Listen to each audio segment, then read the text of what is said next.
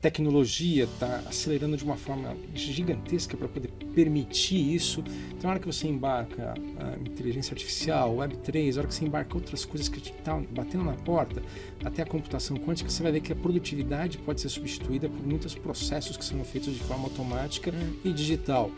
Quer dizer, um cara que é o CEO da PwC arranjou um tempo na vida dele para ter qualidade de vida e praticar dança. Uau, ele faz isso também? Nós temos que concordar com aquilo que não foi acordado.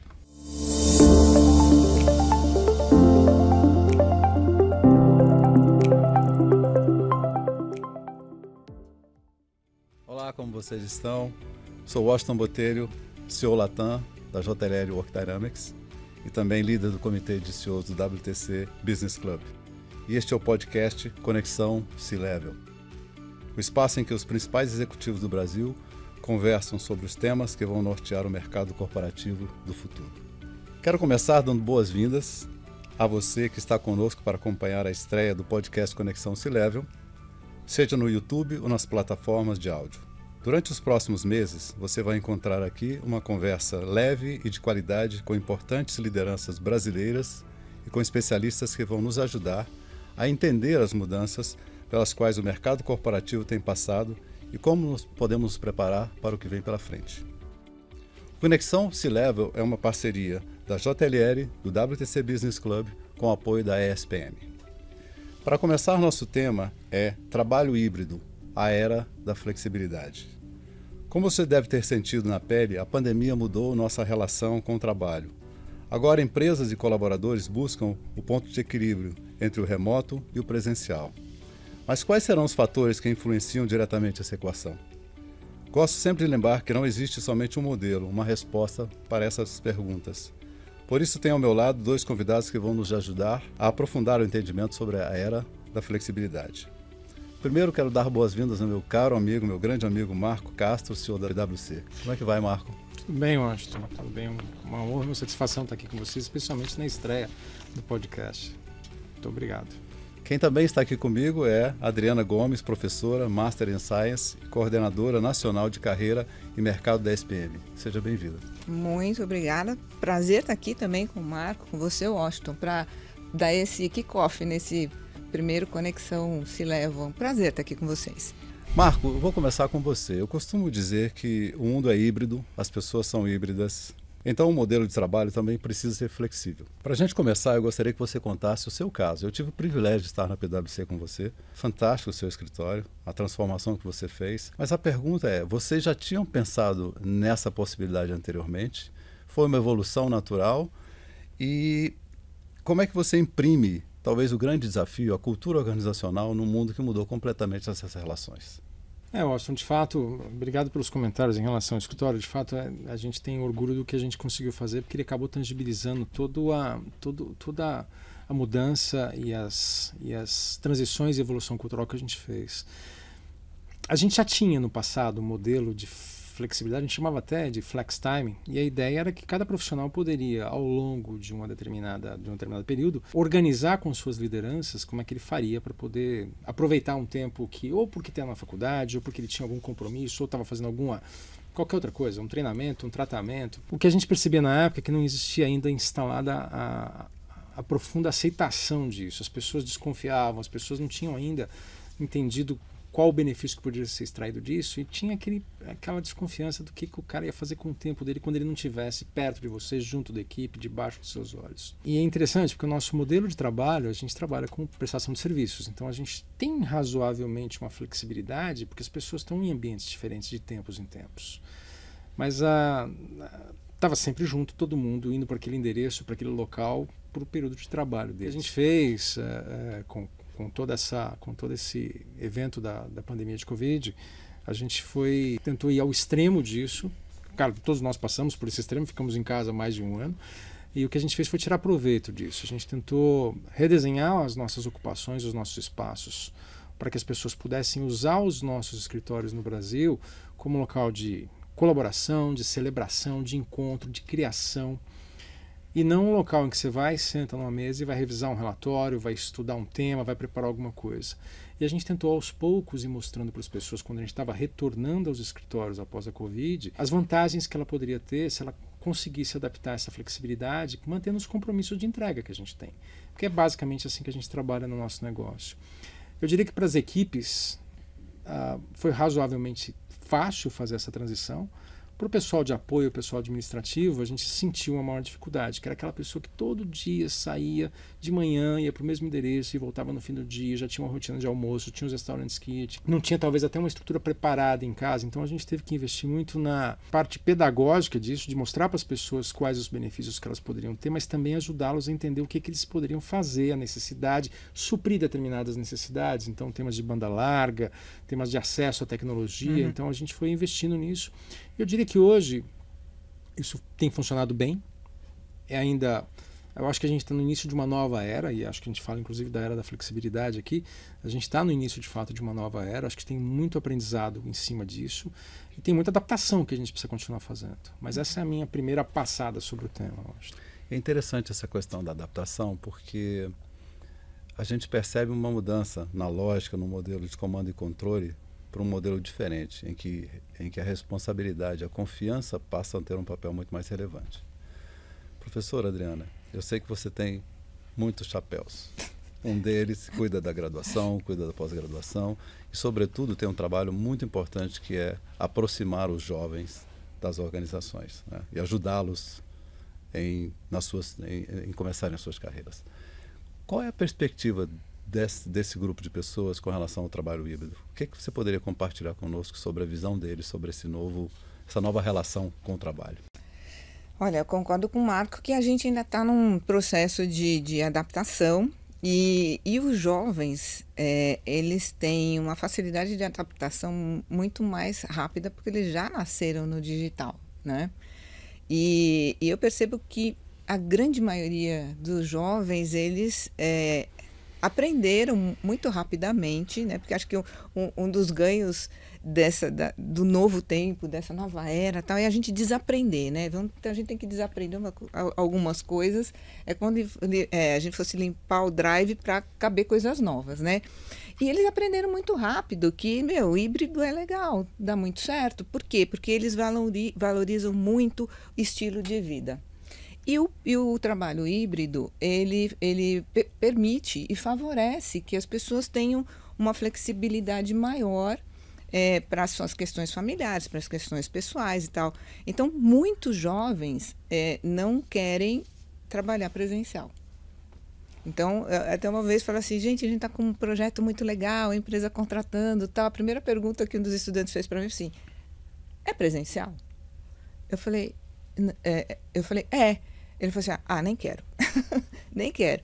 Então, assim, acho que existe de tudo também entre os jovens, mas há uma preferência pelo híbrido justamente pela percepção de qualidade de vida que muitos têm. Um dos sonhos de muitos jovens é ser aquele nativo digital, que ele pode trabalhar de qualquer lugar do mundo, né? E ter a percepção de que ele está livre daquelas amarras mais convencionais, de bater ponto e tudo mais. E tem gente que fez isso, né? Teve oportunidade de viver isso na pandemia. Eu tive uma cliente que eu atendi no consultório que assim, ela trabalhava no Uruguai, daí do Uruguai ela foi para o México, do México para os Estados Unidos, dos Estados Unidos foi para a Europa e trabalhando para uma super grande empresa. E tudo bem. E para ela deu muito certo. E ela vê isso hoje como eu não quero abrir mão dessa possibilidade, né? Que é muito diferente de algumas gerações anteriores, em que, até a gente estava brincando ontem, a gente trouxe aqui uma grande consultoria de recursos humanos, que antigamente as pessoas entravam na empresa e tinham aquela perspectiva de ficar lá, né? O ambiente do trabalho era praticamente a vida delas. Os jovens hoje, eles preferem ter estilo de vida. E o híbrido que caiu da noite para o dia com a pandemia, então o que era tendência passou a ser uma realidade, trouxe para dentro da vida desses jovens, né, e dos sêniores também, essa possibilidade de poder trabalhar de qualquer lugar, porque hoje a tecnologia permite isso, né? Então, algum tempo atrás, isso não era possível, porque a tecnologia não chegava nesse nível de sofisticação. Então, quando você me pergunta dos jovens, eu digo, há uma tendência muito grande deles preferirem oportunidades de trabalho que seja híbrido. Essa é a tendência. Marco, Sun Tzu tem uma frase muito interessante que eu acho que ele é sempre atual, independente do mundo, né, de hoje, que ele diz que os generais definem a estratégia, mas a guerra é ganha pelos sargentos, que definem como a tropa vai funcionar. Qual é a conexão que eu estou fazendo com relação a isso? Indiscutivelmente, o fato de que mudou o modelo de gestão e hoje ele é mais centrado nas pessoas, ao contrário do que foi centrado nas organizações no passado, isso remete a uma mudança de comportamento considerável. Isso remete a um novo aprendizado, principalmente para os gerentes das organizações. E eu sei que você não só faz esse trabalho na PwC, mas você também tem contatos com diversas organizações. Grande parte do seu trabalho é aconselhamento e trabalhar com as organizações nesse sentido. Como é que você vê a mudança no papel gerencial para assegurar que na ponta essa mudança é sentida e que no fim do dia ela significa maior retenção, melhor qualidade de trabalho e uma forma diferente de trabalhar daquela que nós todos aprendemos, que é um modelo de muito comando, como eu falei antes, com muito controle, para uma relação mais de confiança, principalmente pelo que ouvimos agora da professora Adriana. Eu acho, Washington, que tem organizações que conseguem navegar mais facilmente por isso, outras não. Não tem uma resposta padrão para isso, né? Eu posso citar o exemplo nosso, mas eu também me sinto na obrigação de falar um pouco sobre as dificuldades que outras organizações e outros negócios têm. Então, você fala de uma empresa você fala de um hospital, você fala de uma empresa de logística, você fala daqueles que têm que estar todo dia para fazer alguma coisa para garantir que os seus clientes serão atendidos. Então, essas pessoas, essas empresas enfrentam um dilema maior do que aqueles que têm um trabalho que é ou mais intelectual ou de maior produção de conteúdo e não de execução, não de entrega, não do delivery, não do cuidado de pessoas, né? Então tem uma diferença muito grande aí. Então a primeira coisa que eu tenho percebido, e toda vez que eu falo, converso com as pessoas, eu sempre encontro aqueles que são adeptos ao modelo híbrido totalmente, são aqueles que são radicalmente contra, e eu entendo as razões, e acho que a gente tem que tentar ver como é que a gente trabalha com isso, dependendo do ramo, do setor que você está. Gerações a professora mencionou aqui, o tema de gerações já traz o seu próprio conflito, né? Tem aqueles que cresceram como nós, passamos a nossa vida inteira deslocando para fazer uma coisa, horário, assim, com muito pouca flexibilidade, independentemente do tipo de trabalho, e hoje a gente nota que isso poderia ter sido melhor, a gente poderia ter aproveitado melhor a nossa vida em algumas dimensões por causa dessa rotina que era estabelecida. Então, as gerações também traz um olhar diferente para isso. Então, acho que as organizações hoje, elas precisam, e você falou dos gerentes, daqueles que de fato fazem a execução, precisam de fato entender o padrão da organização e, com base nos valores e na cultura estabelecida, fazer essa evolução. Muito se diz dessa capacidade que existe ou não de você manter uma cultura ou evoluir uma cultura quando você está em ambientes remotos, em ambientes híbridos. Eu acho que a gente hoje vem aprendendo a desenvolver técnicas que ajudam a suprir a necessidade da supervisão constante, do olhar em cima da pessoa, estar junto ali na sua frente trabalhando. Eu acho que a gente, ao longo dos anos, o ambiente de negócio vem evoluindo nisso. E esse é um grande desafio, né, Marco? Esse é um grande. Porque eu penso que as pessoas têm uma resistência em função desse aprendizado, porque é difícil a gente desaprender, né? A gente vem de uma cultura que a gente cresce vivendo isso, por isso que eu falo assim, pensar fora da caixinha, é muito difícil você pensar muito fora da caixinha se você viveu na caixinha o tempo todo. Então, desaprender ou ensinar a sua equipe, os gestores, a ter confiança na sua equipe, né? A liderar à distância, a engajar à distância, é um desafio enorme, né, Marco? A gente teve que produzir processos, rotinas e, de fato, com muita paciência e mostrando para as pessoas os limites que poderiam ser exercidos nesse novo modelo que a gente tem. Eu diria que hoje, e sempre lembrando, né, eu falei uma vez, vou seguir falando, não tem uma fórmula e nem todos temos a solução perfeita para o assunto, porque enquanto a gente fala, a gente está aprendendo sobre isso. Sim. Mas a gente viu que a gente fugiu daquele modelo em que você tinha um processo na PwC Brasil, em que se estabelecia um processo de recursos humanos de Human Capital e era para todo mundo. A gente começou a fazer programas que eram, de fato, interessavam um determinado público específico, ou os jovens, ou os mais experientes, ou aqueles que trabalham com cliente que é do setor financeiro. Então a gente começou a estabelecer programas e oportunidades para essas pessoas aproveitarem isso e irem aprendendo aos poucos com isso. A gente chegou, acho que no primeiro ano, que foi... Eu assumi a presidência da firma em julho de 20. Então, assim, quando chegou junho de 21... No meio da pandemia. Foi exatamente, no início da pandemia. Eu, na realidade, depois de quase 4 décadas trabalhando na PwC, eu assumi a presidência, eu fiz a minha campanha eleitoral remotamente, eu assumi a presidência remotamente e eu fiz boa parte das mudanças e devoluções de escritórios, tudo remotamente. Uau. O que foi, de uma certa forma, e aí não é o tema da nossa conversa aqui, mas facilitou a minha vida para fazer a evolução cultural que eu precisava. Porque as pessoas estavam no momento em que elas se preocupavam com coisas que eram muito mais relevantes do que aquela superficialidade que a gente tinha antigamente com algumas coisas. Então, acho que isso é um ganho muito grande que a pandemia trouxe. Apesar de todo o drama que ela trouxe para a humanidade, ela trouxe uma série de ganhos que a gente tem que aprender a valorizar e não deixar voltar ao que era. E não vai voltar, né? As gerações novas não vão deixar. Não vão deixar. Mas eu acho que a gente foi, ao longo do primeiro ano, a gente estabeleceu uma série de programas que endereçavam temas que eram preocupantes. Poxa, como é que eu faço para garantir que as pessoas tem aquele momento de encontrar no cafezinho? A gente estava em casa, então eu me lembro que uma sócia que liderava essa área para mim criou um programa que era Deu Match. Então ela, a cada mês ela rodava era uma planilha, era algo simples no início, depois foi sofisticando, em que as pessoas chegavam lá e falavam, poxa, eu tenho 15 minutos tal dia, e iam abrindo slots e ficavam lá prontos para ver se alguém queria conversar com eles. Então eu, por exemplo, me inscrevi em todos. Um tipo de metaverso, né? Foi um Tinder sofisticadíssimo esse negócio. E eu me lembro que ao longo dos 2 primeiros anos eu conheci pessoas que até hoje mantêm contato comigo. 2 já saíram da firma, da Price e da PwC. Então a gente continua, mas foi uma forma. Então a gente foi criando programas para estimular essa possibilidade de simular no ambiente virtual ou com tecnologia experiências que a gente tinha na nossa vida antiga. E é interessante esse ponto, Marco, porque outro ponto que você levantou aí, que é a questão do não existe one size fits all. Nós precisamos de entender o DNA da nossa organização e nos adaptarmos em função da nossa cultura, dos nossos valores e como nós vamos responder. Indústrias distintas demandam soluções distintas e mesmo empresas dentro da mesma indústria podem necessitar de decisões e posicionamentos distintos, né? Sim. As nossas pesquisas na JLL têm mostrado isso também como uma verdade, né? Temos feito diversas pesquisas o tempo inteiro sobre o mundo híbrido, a área da flexibilidade, e também mostra esse tipo de concepção de que nós precisamos de encontrar o DNA da nossa organização e qual é a melhor maneira dela funcionar bem. Mas, claro, aí, professora, nós sabemos que tem uma série de características ou novas competências desse mundo híbrido.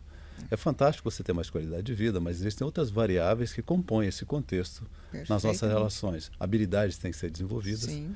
a expectativa das empresas e a expectativa das pessoas. Como é que é esse trabalho na universidade? A universidade tem um papel muito importante na formação das competências dos jovens, mas também nessa parte de soft skills, Sim. que demandam muita comunicação. Falávamos um pouco antes sobre isso. Como é que você vê esses desafios que os jovens têm e como adaptar melhor à necessidade das organizações? Nós temos aqui uma disciplina que é o Life Lab, que tem como objetivo apoiar o desenvolvimento das competências socioemocionais. Então, nós temos um número enorme de conteúdo e prática, né, desses conteúdos, como autoconhecimento, que é um ponto básico, acho que para qualquer profissional, do início até o término da sua carreira, a gestão do tempo, a organização, técnicas de negociação. E aí a gente fala da autogestão mesmo, né? A autogestão do seu tempo, a disciplina, engajamento, responsabilidade, são todas competências socioemocionais, né? E à medida que a gente vai apresentando de uma forma direta ou indireta alguns conteúdos, ele vai assimilando e entendendo como é que isso funciona no mundo do trabalho. E mais do que isso, na minha área, né, de carreira e mercado, a gente tem encontros semanais onde nós trazemos empresas aqui que reforçam o conteúdo que a gente dá no Life Lab. Então, assim, não é porque a escola está dizendo que é importante, é porque o mercado vem e diz, gente, isso aqui é muito importante. A gente está valorizando muito hoje os profissionais, não só os estudantes, né? Mas os profissionais que tenham essas competências socioemocionais mais desenvolvidas. Então, a pessoa que saiba se comunicar bem, que ela consiga realmente ter flexibilidade. Flexibilidade é um ponto também muito, muito importante. A pessoa que é muito rígida, que não consegue se adaptar com mais rapidez, ela vai sofrer para ingressar e se manter dentro de uma organização, porque as coisas mudam de um dia para o outro. Você imagina alguém que é muito flexível, muito inflexível, e aí de um dia para o outro teve que mudar toda a sua rotina? Quer dizer, é um sofrimento enorme, né? Então, a gente tem aqui essa consciência, porque a gente está em constante contato com as organizações e conversando com os RHs e com os gestores, e a gente sabe o quanto as soft skills hoje, elas são, eu não vou dizer mais, mas tão importante quanto as hard skills, né? Pendendo um pouquinho mais para soft skills, vou ser bem honesta, né? Pendendo mais para soft skills. Então, muitas vezes o jovem não tem essa dimensão, porque ele valoriza muito o saber fazer, né? O know-how. Mas a gente traz para ele a noção de que essas soft skills, que ele não dá valor no começo da jornada profissional dele, o quanto isso vai fazer diferença e vai dar impacto aí na sucessão da jornada profissional dele. E só completar, eu acho que isso é por isso que é tão importante uma instituição de ensino que nem a SPM, que consegue fazer essa conexão com o mercado de trabalho, né? Porque, de fato, e isso que a gente está fazendo aqui é um exemplo disso, né? Sim. A gente tem que sair daquele modelo, que é um modelo que ainda é perseguido no mercado por algumas instituições que ainda não perceberam isso, em que você contrata a pessoa pelo currículo dela, pelo histórico dela, pela qualificação dela, mas você acaba demitindo essa pessoa porque ela não tem as habilidades humanas necessárias para poder sobreviver no ambiente corporativo e nas frustrações que vão acontecer, nas dificuldades que vão no meio, na complexidade desse mundo de negócio que a gente tem. Essa é uma máxima que a gente vive, né? Quem cuida de organização é uma máxima. Você é contratado pelas hard skills e é demitido pelas soft skills, né? É bem isso. A gente tem essa dimensão porque, assim, são todos os dias. Você, assim como a PwC presta serviço para um número enorme de empresas, nós recebemos aqui um número enorme de empresas que quer contratar os nossos estudantes. E como é que a gente prepara esse nosso estudante para ele ser um diferencial no mercado? Não basta só entregar hard skills, né? A gente precisa desenvolver soft skills. Então, a gente tem um trabalho realmente belíssimo, reforçando a importância das soft skills. Então, comunicação e influência, habilidade de negociação, de apresentação. Gente, parece assim. Resiliência, cada palavra linda, mas a gente precisa colocar isso na realidade, porque tá mais difícil lidar com frustração. Você sabe, vou contar uma coisa para vocês. Depois que inventaram o streaming, as pessoas não têm mais paciência de seguir nada dentro de um cronograma, né? De uma grade, por exemplo, de programação. Quem tem paciência hoje de esperar 10 horas da noite para assistir o seu seriado? É tudo na hora. Tudo na hora. Então, ele faz na hora. Se ele quer se comunicar, ele pega o WhatsApp na hora. Tem alunos nossos aqui, que são estagiários em grandes empresas, e o CEO da empresa dá o celular dele para o aluno falar com ele. Então, quando ele já fala direto com o CEO, quem vai segurar essa criatura? Vai parar, né? Isso de fato faz... Mas a preocupação que me traz em cima disso é que a gente tem vindo é a falta de foco, né? Por ter tanta coisa disponível ao mesmo tempo, ainda mais quando você está num ambiente remoto, a capacidade que você tem de focar num determinado tema e aprofundar naquilo é muito pequena. E aumenta a ansiedade. Aumenta muito Aí a gente está falando, tem um lado positivo e tem um lado perverso dessa história. O lado perverso é o lado que, assim, não há limites. Né? Não há limites para parar de trabalhar, e aí você vem aumentando o número de burnout, né? As pessoas com síndrome do pânico. E isso vem aumentando muito. Acho que a gente não pode deixar de tocar num assunto como esse, que apesar de ser delicado, eu acho que é um lado perverso dessa história, né? Porque o lado bonito é você ter autonomia, independência, poder gerir seu tempo, fazer as suas entregas no seu tempo e tudo mais. E o outro lado são as pessoas que ainda não desenvolveram essa capacidade de autogestão, né? De autoconhecimento e de maturidade, né, Marco? Para poder colocar os limites, porque é muito legal você trabalhar com uma equipe madura, né? Que você delega e ela vai, quando ela precisa, ela te aciona.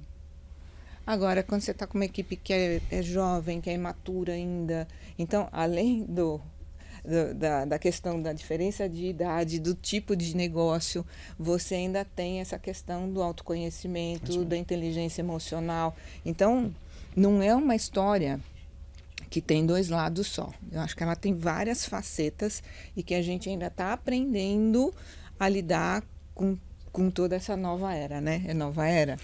É isso. Nós temos visto, eu até comentava antes com vocês, que o presidente da Amazon disse recentemente de que nós temos que concordar com aquilo que não foi acordado.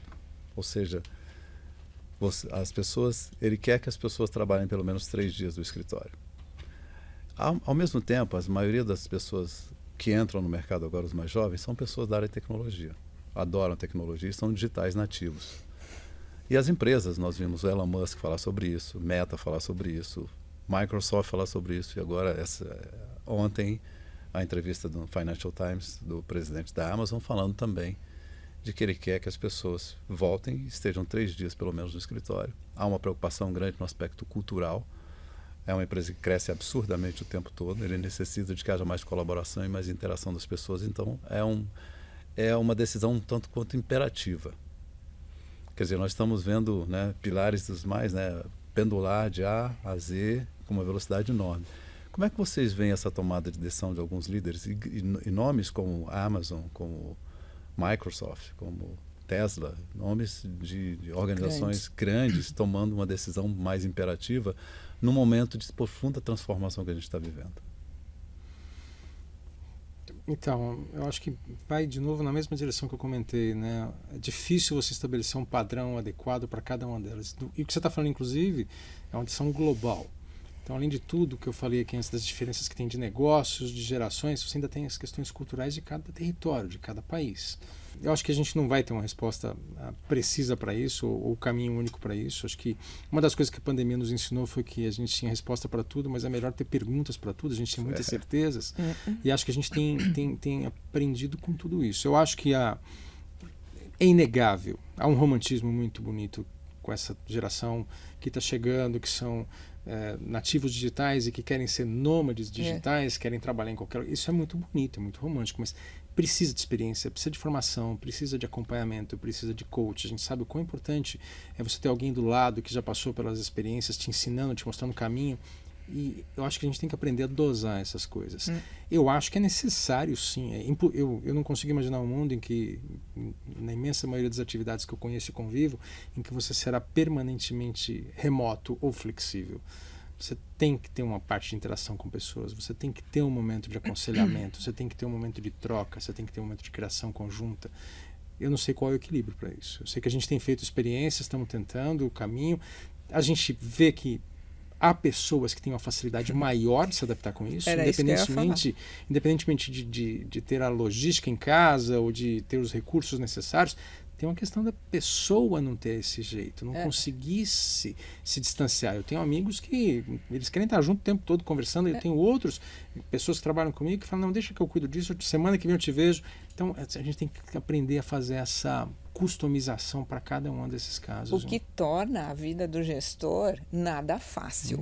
Né? Nada fácil, porque antes você colocava todo mundo numa sala, pessoal, é isso aí, beleza, e você estava ali com os olhos da supervisão, né? Hoje não. E aí há pessoas que trabalham super bem em casa, fazem entregas legais, tal, muito bem, e tem pessoas que falam assim, gente, eu preciso encontrar alguém para falar, talvez sejam os mais extrovertidos, aqueles que são mais sinestésicos, enfim, que curtem isso. Né? Então, acho que assim, não existe um meio termo, mas quando você fala dessas grandes empresas me impondo pelo menos 3 dias no escritório, eu penso que é um pouco para não perder a humanidade. Por quê? Porque são essas trocas, como a gente está fazendo aqui, que a gente não consegue ir no digital. Né? Porque se a gente não tivesse unido aqui, talvez a gente pudesse até fazer online e tal. Mas, gente, quantas coisas a gente conversou antes de começar esse podcast aqui e que foram super legais. inclusive que o Marco é dançarino. Que não sairia se agora fosse... o Marco, o mundo todo sabe que agora você é o mundo dançarino, todo sabe. Mas assim, não é uma delícia isso? Isso não aconteceria se a gente tivesse aquele timing de reunião, porque a gente entra para a reunião muito focado naquilo que vai fazer e termina a reunião, acabou, já vem outra reunião. Então você entra focado para resolver o problema. É legal para a produtividade? Putz, é muito legal. Mas a gente perde essa questão da humanidade. Puxa, que legal, você fez isso onde, com quem, que período de relaxamento. Então, quer dizer, um cara que é o CEO da PwC arranjou um tempo na vida dele para ter qualidade de vida e praticar dança. Uau, ele faz isso também, sabe? Então, isso é inspirador. Isso coloca a gente dentro de um movimento de troca que efetivamente ele não acontece no online. Por mais que você tenha criado esse espaço que eu achei bacana, é quase um metaverso para as pessoas se encontrarem e tomarem café. Não, acho que você tem mecanismos para ir suavizando isso, mas eu acho que em nenhum momento eu advogo que a gente consegue substituir 100% a experiência. Você tem que ter um misto dessa experiência. Exato. Essa é a experiência, né? E o tema é o equilíbrio que você tem que dar para isso, né? Como é que você encontra esse equilíbrio? Eu acho que as empresas que estão tomando essas decisões passaram por um período em que deixou naturalmente acontecer alguma coisa e agora estão tentando voltar. Então, ainda não acharam a síntese, né? Caminharam de um lado para outro, estão tentando achar o equilíbrio adequado para isso. Mas acho que esse é o movimento, sabe, Marco? É sempre pendular. Eu sempre falo isso. A gente vai de extremos a extremos, né? Até que com o passar do tempo você encontra ali as duas bolinhas que acham aquele ponto de equilíbrio ideal. Mas é sempre uma aprendizagem e eu penso que as pessoas devem falar mais sobre isso e falar do lado positivo, que são muitos os ganhos. Eu acho que a gente não volta mais atrás, a gente não vai ter mais aquela volta de 100% presencial nos negócios que são possíveis, isso. Mas também tem o outro lado, que é o lado perverso, que a gente precisa também aprender a ter limites, aprender a lidar um pouco com a ansiedade, porque, vou dizer, reunião a cada 30 minutos vai gerando uma ansiedade que no final do dia você está... Se você não se reconhece, não faz uma pausa real, tinha empresas que cuidaram disso, né? Então, as reuniões eram de 1 hora, eram marcadas de 1 hora, mas elas terminavam em 45 minutos, né? Foram estratégias. Funciona? Não funciona? Funciona para alguns, para outros, então. Mas era um tempo de respirar, se organizar, responder algum e-mail, enfim. Eu acho que ainda não temos, a gente está bem no princípio. Ainda mais quando você... até o momento, quando eu olho, a gente tem um case que está funcionando na PwC Brasil. É um case de sucesso que a gente tenta compartilhar e ver onde é que a gente está errando e começa a ajustar e compartilhar isso com as pessoas. O que é chave nisso? Comunicação. Você ser capaz de comunicar e explicar. Quando você falou de dizer claramente, entender, ser transparente, mostrar o porquê que aquele momento é importante, ter uma... Você tem que ir no escritório tal dia, você tem que encontrar com a sua equipe tal dia, ter razões para isso. Não simplesmente é assim, ponto. Sim, né? em ponto, né? Não é inegável, você mencionou agora há pouco, Adriana, é muito mais complexo. Eu acho que a gente tem um ineditismo que a gente tem lidado a cada momento. Eu acho que a gente tem que criar, de fato, processos. E da mesma forma que a gente quer que as pessoas sejam flexíveis, a empresa também precisa ser flexível para entender o outro lado e ver como é que adequa isso. Porque a gente está falando de formação e talentos. No nosso caso, a gente embarca todo ano 1.000 pessoas, 1.000 jovens. A gente tem um turnover que é natural dessa atividade nossa, mas a gente embarca pessoas que muitos deles estão começando a trabalhar ou nem trabalharam ainda. Sim. Então, a primeira experiência ali. Então, o cuidado que a gente tem que ter, a preocupação que a gente tem. Quando você fala de...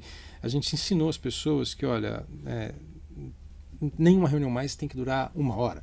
A gente vai fazer... E justamente para preservar o espaço das pessoas, os limites. A gente começou a colocar pop-ups nos computadores e falar, você sabe há quanto tempo você está sentado aqui? A gente começou, vai tomar um café. Então você começa a tentar dar esse processo pedagógico para ir orientando as pessoas que nunca tiveram aquela experiência que nós tivemos de começar a trabalhar fisicamente no local. Nossa, muito legal isso, porque assim, eu trabalho com jovens, eu tenho 30 anos de carreira, então a experiência do primeiro emprego dá um reflexo enorme na vida do profissional. Dá um reflexo enorme. Então, tem muitas vezes que a pessoa entra numa empresa e permanece naquele segmento de negócio a vida inteira. Né? E tem grandes mentores ou não. Então, esse cuidado é legal da gente ouvir, porque não são todas as empresas que têm esse cuidado, né? Do onboarding, do cuidado dos limites, de dar esse input de vamos parar. Eu vejo muito pelo contrário, algumas empresas com um sistema de controle muito maior, né? Para ver se a pessoa está conectada. Está na frente do computador o tempo todo. Você viu isso já? A gente já viu isso em muitos lugares. E eu, de fato, acho que infelizmente, a gente vive um momento em que várias coisas estão... há um descrédito numa série de instituições, e você está falando aqui de construir trust com suas pessoas, confiança, uma relação. E isso aí, de novo, é mais complexo, é mais difícil, demanda mais tempo, mas é o que a gente precisa no momento. No mundo, né? Eu acho que a gente precisa de confiança no mundo. Eu tive o privilégio de lidar e trabalhar muitos anos com uma empresa dinamarquesa, e eles têm uma base muito forte, que é um livro que norteia a lógica das relações no país, chamado Trust. Pronto. Ou seja, o princípio básico da sociedade é de que você confia nas pessoas. Eu te conheço hoje, eu já confio em você. É uma lógica da sociedade, que é uma sociedade super desenvolvida. Sim. Mas falando sobre essa questão da experiência das pessoas, a gente falou um pouco sobre ela agora, e muda essa questão da gente... O mundo de hoje permite que cada usuário, cada pessoa tenha a sua própria experiência. Ela é super personalizada, em todos os sentidos. Nós desenvolvemos uma pesquisa há algum tempo atrás com uma empresa, com uma startup, que era basicamente controverso. Mas é interessante, eu queria trazer esse ponto para vocês. Basicamente é controverso, vamos lá. Ela basicamente é você colocar sensores na cabeça das pessoas para medir as reações dela enquanto ela executa o seu dia de trabalho, qualquer que seja o lugar que ela esteja. Então, qual é o desdobramento? Você ouviu alguma coisa? O desdobramento seria o seguinte: o que vem de... Você poderia medir que alguém produz mais colaborativamente quando está no escritório, que alguém pode produzir melhor pela manhã ou pela tarde. Por ondas cerebrais, você passa a ler a realidade das sensações das pessoas e quando elas estão mais... Quando elas aprendem mais, quando elas reagem melhor, quando elas reagem pior. Claro, esse é o lado bom da equação. Por outro lado, você tem todos os problemas inerentes a isso. O domínio, o conhecimento das pessoas, as reações, as decisões bias, tudo que... E o trust. E o trust. Mas interessante essa questão de cada vez mais nós encontrarmos, independente dessa ferramenta, nós encontrarmos maneiras em que a experiência das pessoas seja o melhor possível. E a gente volta de novo à questão do DNA e à questão da cultura. E nesse ponto, Marcos, você tocou agora há pouco em comunicação. Eu vivi uma experiência também muito interessante com uma gerente de projeto que fez um trabalho fenomenal na Colômbia. Ela tem 26 anos. E eu pedi para oferecer a ela um jantar com o namorado dela e parabenizá-la. A minha vice-presidente da região foi até lá e propôs a ela, e ela falou assim, legal. Aí ela disse, você gostou? Não, achei legal. Mas o que te faria sentir realmente feliz? Ela disse, se tivesse no meu TikTok, no meu Instagram... Ou seja, comunicação para essa... Eu estou abstraindo, que a comunicação para essa pessoa de 26 anos não é necessariamente os nossos town halls que a gente faz com todas as pessoas em comunicar os resultados da empresa. A viabilidade e o quanto essa comunicação é efetiva para ela denota de nós, líderes, um processo diferente de comunicar com diferentes stakeholders, com diferentes pessoas na organização. E como é que você vê isso, Marco? Você fala, embarcam 1000 pessoas todo ano, pessoas jovens. Você é uma empresa que você tem pessoas de 50, 60, 30, 20... Enfim, você tem pessoas... 5 gerações, pelo menos. 5 gerações, pelo menos. E esse exercício da comunicação com as pessoas e um consequente engajamento é um atributo fundamental e, ao mesmo tempo, muito complexo, não? Eu tenho... Na realidade, esses últimos 3 anos têm sido, para mim, uma experiência de aprendizado, mas também de satisfação muito grande. Uma das coisas que eu sempre gostei de fazer na minha vida, apesar de eu ter uma formação técnica e a gente ser uma empresa de prestação de serviço profissional, eu sempre gostei de lidar com pessoas e testar exemplos e modelos, fazer experiências novas, né, com o nosso negócio. Sem abrir mão da qualidade técnica do que a gente faz, mas tentando ver se há formas diferentes de você fazer essas coisas se adaptarem. Então, quando você falou da comunicação, uma das coisas que a gente fez, lembra, a gente estava na pandemia quando eu assumi a presidência, a gente teve que fazer uma contratação das nossas pessoas, como a gente faz todo ano virtualmente, a gente fazia o nosso onboarding com todo mundo numa sala, onde você dava o computador, explicava como é que fazia para... Todos os processos nossos eram explicados ali ao vivo, numa sala de aula, por um período, por um tempo, não era um dia, eram 2, 3 semanas que você ia passando informação. A gente teve que mudar isso tudo para ser digital e à distância. A gente teve que fazer dessa experiência ser uma experiência positiva. Então, a gente mandava não só aquilo que tradicionalmente a gente dava, que era o notebook, era o celular, mas a gente mandava alguns outros presentes juntos, algumas coisas para a pessoa, de fato, se orgulhar daquilo que estava recebendo. O impacto positivo que a gente teve, isso inundou as mídias sociais, todo mundo fazendo propaganda do carinho com a qual a PwC tratava seus funcionários.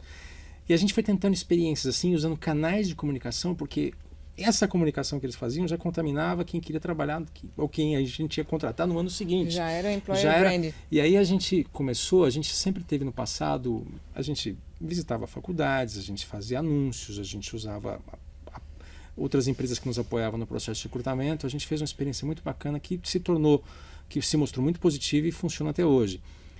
Aquela pessoa que entrou no ano passado, ela hoje está fazendo um YouTube, uma transmissão no YouTube, onde ela é a host da comunicação e ela entrevista a mim, ao líder da auditoria, ao líder, e ela vai fazendo perguntas e vai contando a experiência dela e vai explicando por que ela acha que os outros devem vir para a PwC. Então a gente foi criando mecanismos e outras experiências que podiam facilitar esse acesso à comunicação e fazer com que as pessoas entendessem que o que a gente quer de fato é entender o momento delas e dar oportunidade de crescimento de carreira para elas. Então isso tem funcionado maravilhosamente bem. Fantástico exemplo, não? O pessoal do Employer Branding agradece, né? Eu vejo que a gente vive num ecossistema atualmente. Ecossistema. Né? E aí tudo isso onde ele possa se mostrar, se autopromover e tal, é uma possibilidade de ele mostrar para o mundo quanto ele está bem, satisfeito e feliz aí de estar no onboarding de uma grande empresa.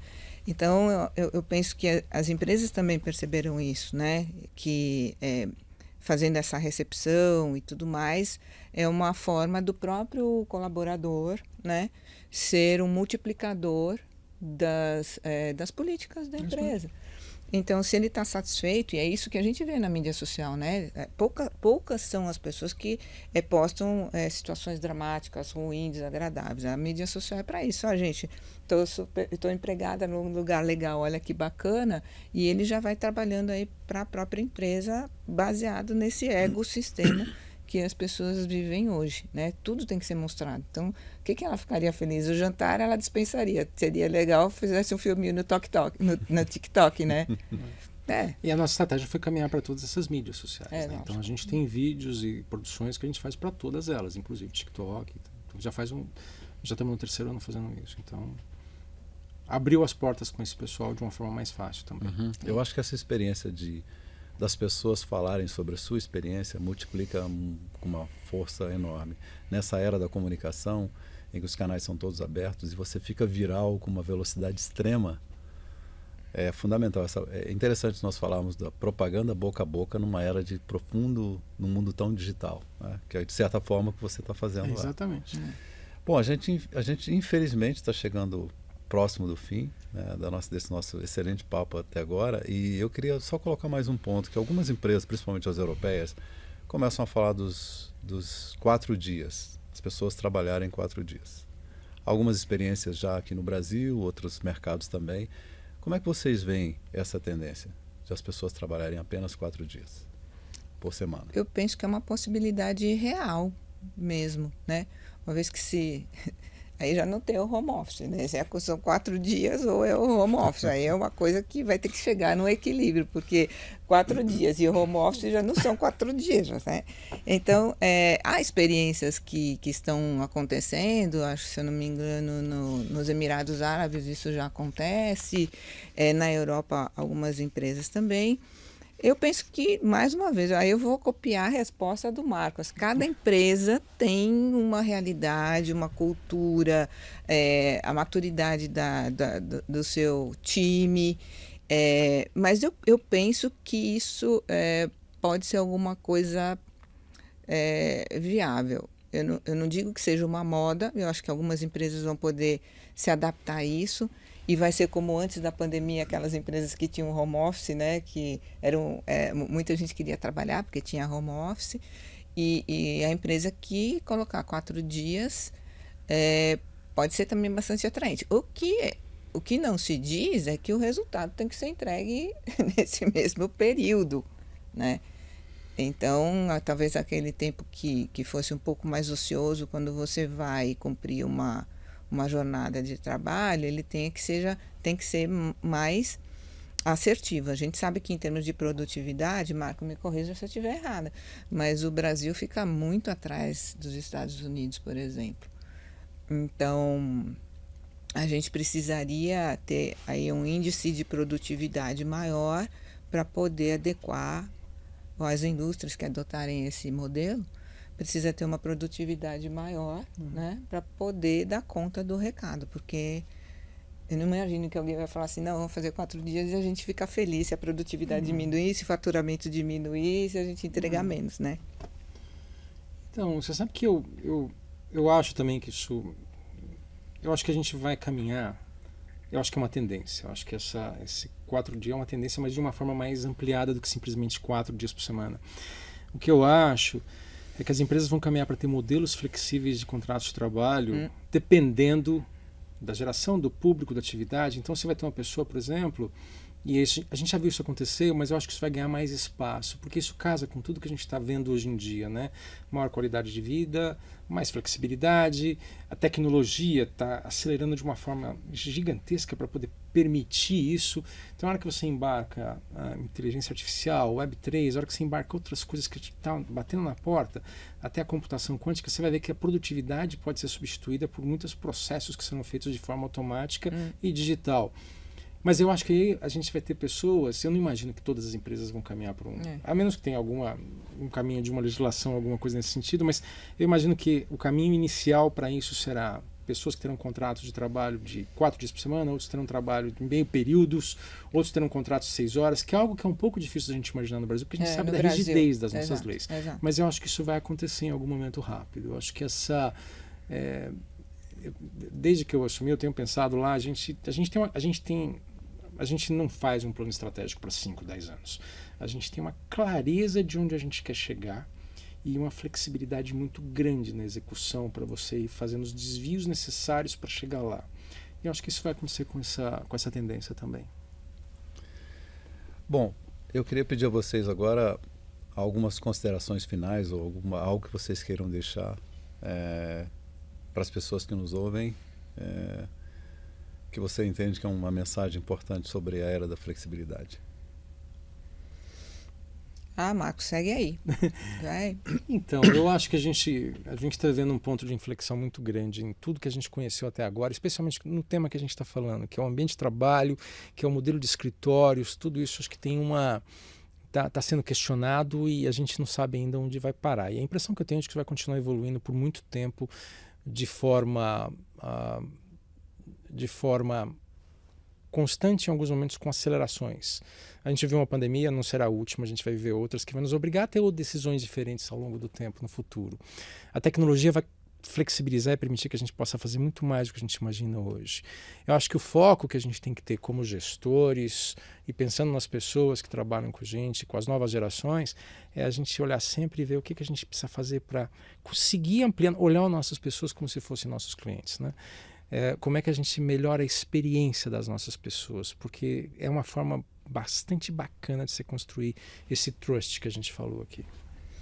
Eu diria, né, aí focando bem na minha área, né, da psicologia e da organização do trabalho, que as pessoas invistam no autoconhecimento, na inteligência emocional, em todas essas competências socioemocionais, a flexibilidade, a adaptabilidade, a resiliência, porque os tempos vão exigir cada vez mais dessa capacidade humana, apesar de termos aí a inteligência artificial chegando e apavorando muitas pessoas, mas eu sou a pessoa que vê sempre o copo mais cheio do que vazio, tendo a inteligência como um aliado e não o contrário. Mas investir nas questões humanas, que é exatamente isso que eu falei. Bom, eu queria agradecer profundamente a vocês dois. Um papo riquíssimo, acho que nós poderíamos ficar aqui horas conversando sobre isso. Falta um vinho, né? Claro, sempre bem-vindo, né, Marco? A gente pode fazer isso na sequência. Mas queria agradecer muito a vocês por essa oportunidade, por essa troca riquíssima aqui. E eu tenho certeza que vai ajudar muitas pessoas a entender o que está se passando no mercado, a perspectiva da universidade, a perspectiva de uma empresa que lida com isso enquanto negócio. São 3 perspectivas distintas que podem ajudar as pessoas a terem uma visão mais apurada sobre aquilo que é o trabalho híbrido e, sobretudo, a era da flexibilidade. Eu também quero agradecer a você que esteve conosco acompanhando essa conversa. Esse é o nosso episódio de estreia, mas você pode encontrar outros conteúdos relevantes e acompanhar os próximos episódios do Conexão C-Level, que é uma parceria da JLL, do WTC Business Club, com apoio da ESPM nas redes sociais e no site da JLL. Um abraço e até o próximo Conexão C-Level. Muito bom.